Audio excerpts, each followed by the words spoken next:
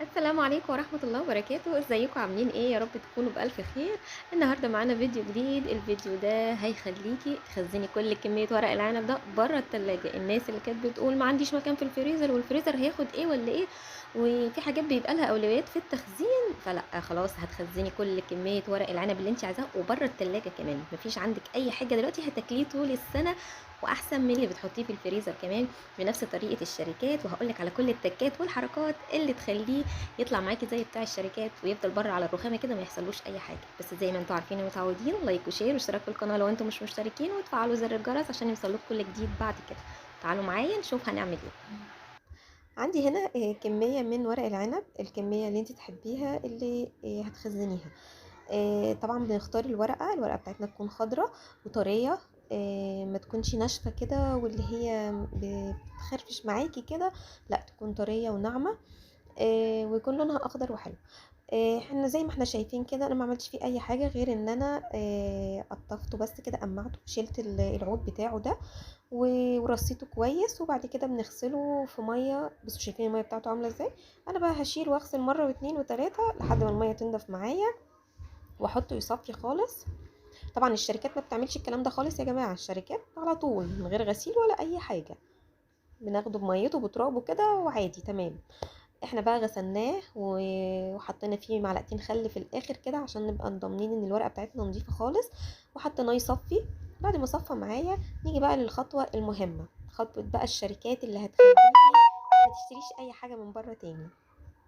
انا معايا طبعا البرطمانات بتاعتي، البرطمانات دي انا كنت جايبه فيها ورق عنب جاهز، وكنت بعينها يعني محوشاها عندي عشان اخزن فيها. ما عندكيش البرطمانات دي، تشتري برطمانات ازاز من بره، مش غاليه يعني، هتشتري الكميه اللي انت عايزاها وتخزني فيها. او برطمانات الصلصه اللي عندك، اي برطمانات المهم تكون ازاز، لان احنا لسه هتحطيها على درجه حراره وهتتغلي على النار، فلازم تكون ازاز عشان تستحمل معاكي. بجيب بقى كميه معايا كده وبلفها رول كده، زي ايه، زي صبع المحشي كده معايا، بلف كده. بس هلفها والف معاها واحده عشان احطهم هما الاتنين جنب بعض يسندوا بعض، لان لو حطيت واحده بس هتفك، فانا بس هلف معاها واحده واحطهم الاتنين يسندوا بعض كده.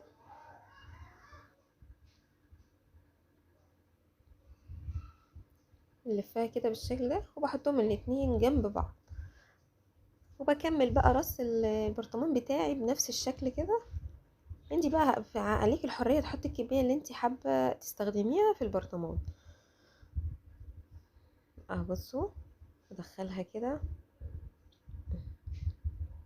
زي ما البرطمان بتاعك ياخد معاكي. ده بيكون شكل البرطمان بعد ما رصيت فيه الورق العنب بتاعي. اكمل الكميه اللي معايا دي. انا بس حابه اوريكم واحد كمان، بصوا اهي بلفها رول كده وندخل. لازم يكونوا كده ايه، مزنقاهم كده جنب بعض عشان ما يفكش لما تحطي عليه الميه.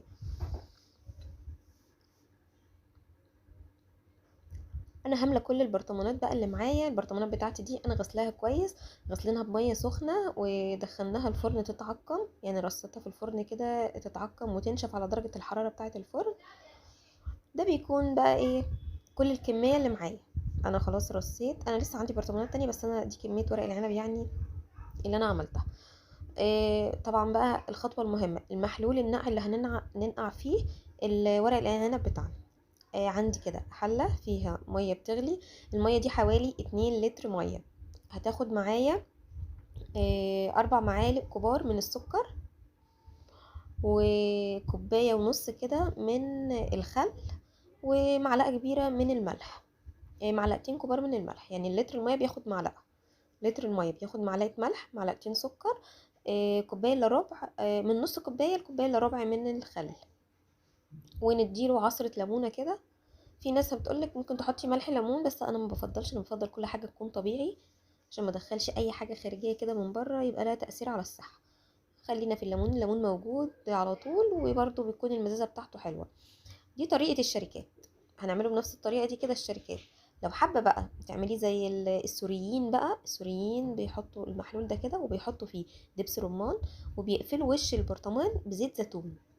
لو حابه تعملي كده مفيش مشكله، انا بس بعمل لكم الطريقه الاقتصاديه بتاعه الشركات اللي بنروح نشتريها من بره. بنشتري البرطمان ده حوالي 25 30 جنيه، وهو اصلا ما فيهوش حوالي نص كيلو ورق عنب، ما فيهوش ربع كيلو اصلا ورق عنب. فهو الطريقه سهله جدا وما فيهاش اي حاجه.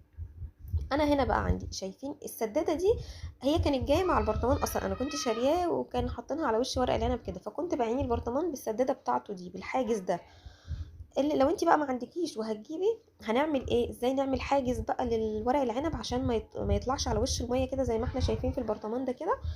بجيب الخله بتاعه شيش الطاووق. ما عندكيش خله شيش الطاووق، الخله بتاعه السنان، اي خله خشب عندك، المهم تكون بس طويله شويه، ونحطها بالشكل ده اللي هي تضغط ورق العنب تنزله تحت، وما تخلوش يطلع على وش الميه كده عشان يفضل طول الوقت منقوع في الحلول اللي احنا عاملينه ده.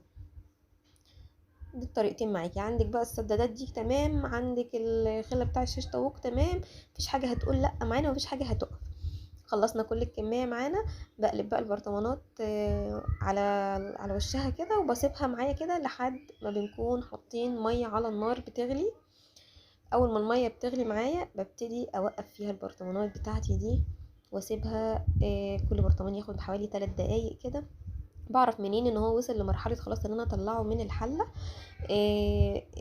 الحته اللي في النص في الغطا بتاع البرطمان ده بتكون بتطرقع كده معاكي، بتضغطي عليها بتعمل صوت معاكي كده. اول ما تلاقيها اتنفخت وطلعت لفوق شويه كده، خلاص تطلعي بقى البرطمان.